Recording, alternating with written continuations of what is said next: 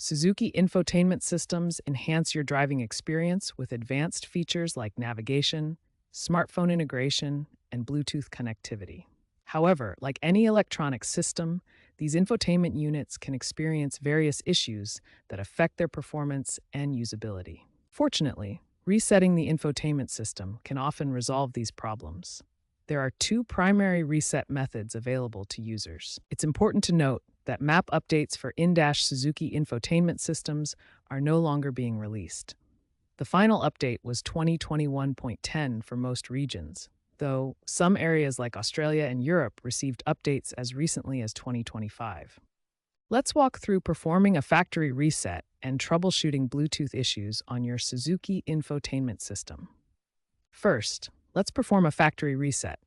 This will restore your infotainment system to its original settings, but will erase all your personal data and preferences. Navigate to the Settings menu on your infotainment screen. Look for options labeled Others or Factory Default. Once you find the Factory Reset option, select it and confirm the reset.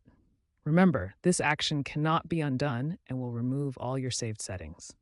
Now let's address Bluetooth connectivity issues. These are common problems that can usually be resolved with a few simple steps. First, ensure Bluetooth is enabled on both your phone and the infotainment system.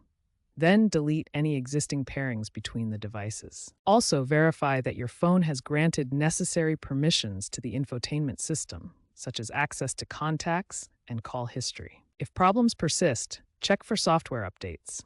You can find updates through the Suzuki Display Audio portal using your system's model code. As a last resort, you can disconnect the car battery for about 1 minute, then reconnect it. This may help reset system components, but should only be done if other methods fail. These troubleshooting steps should resolve most infotainment system issues. Always try the simpler solutions first before attempting a battery disconnect.